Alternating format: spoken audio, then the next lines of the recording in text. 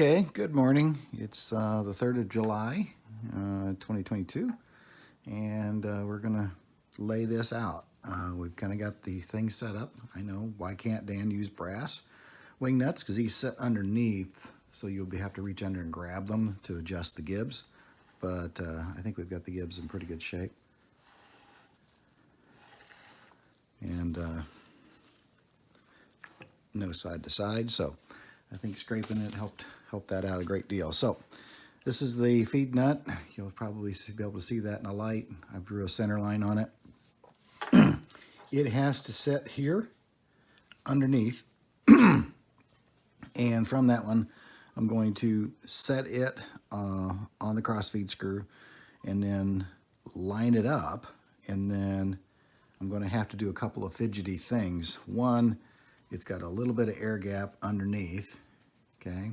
And then two, through miscalculation on my part, there's a little bit of a gap between this and the bottom of this. So I'm going to be making a shim pack for that, basically, to take up the difference. So, but it fits nicely, it moves smoothly the entire length.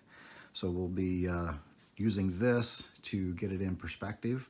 And then I'm going to put it in underneath, obviously, on the screw. I'll wedge it so it won't sit there and do this stuff.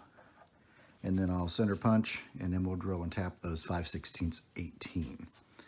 The other thing we've done is we came in, originally these holes, okay, these holes right here basically were cut at a taper, and they had a flat bottom bolt in it. So basically I just countersunk that. We'll be putting a proper cap head screw on that one. And from that standpoint, we'll have a nice flat base for it to sit under. So with it being tapered like that and wedged, it wasn't getting a lot of full contact. So we'll try to just one of a number of things that we're straightening up. Okay, these were the end set screws that I made out of the 3/4/6 Acme nuts. We've got them a couple mills flatted, or flats milled on them. And then we're going to be setting in here like this. They'll be taking and applying load riding along the feed screw, and then we'll basically have one on each end, and they'll be pushing outward, so that should cage this portion of it. We'll see how that works out. And then once that's in position, we'll go ahead and lock those down, so it'll essentially be floating inside the housing slightly a little bit, but it will be caged this way. So that should take care of a lot of it. And then we got a couple of other surprises we want to share with you. Okay, so just feeding this on, being its left-hand thread.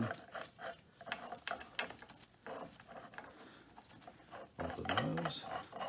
And I drew that line so I could actually pick up the center when I'm in position.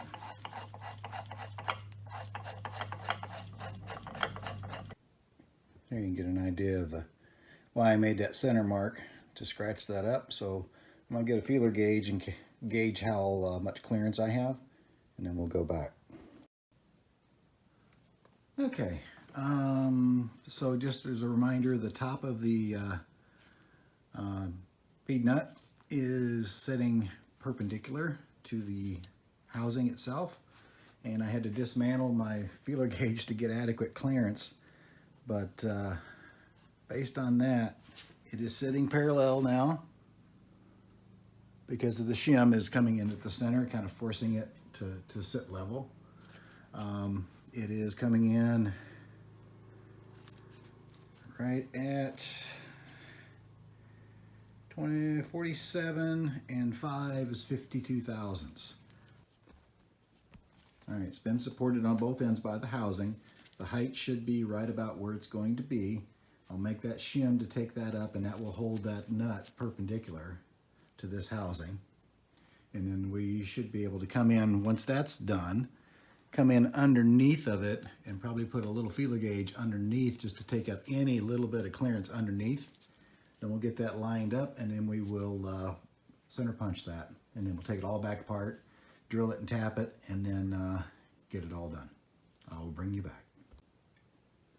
Okay, sorry hands-free, it's just not an easier way to do it, but you see I've got the shim set sideways in there to keep it perpendicular, and then I have a little feeler gauge underneath of it taking up the clearance from the jounce going up and down. So again, there's not too much space there, but it is what it is. So I'll try to produce that compression.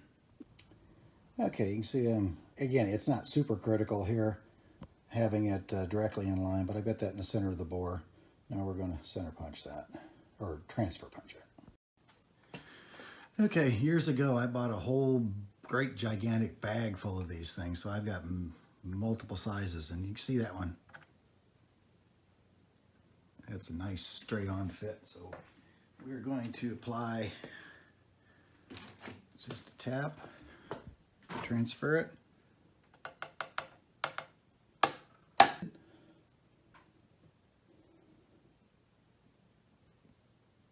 There's one, there's the other, okay? Okay, you can see the transfer spots right there. Pretty darn close. We'll put that on the mill, and we're going to drill and tap it on the mill. We'll do it the right way. Okay, we got, gosh, I always kick the camera. Got the one side done. Centered up on the other side. We're going 5/16 18. That seemed to be about as big as I could get with still have a little bit of clearance. This side was really, really close to the inside thread pitch.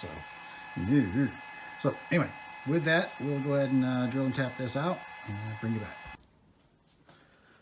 Okay. Get out of there.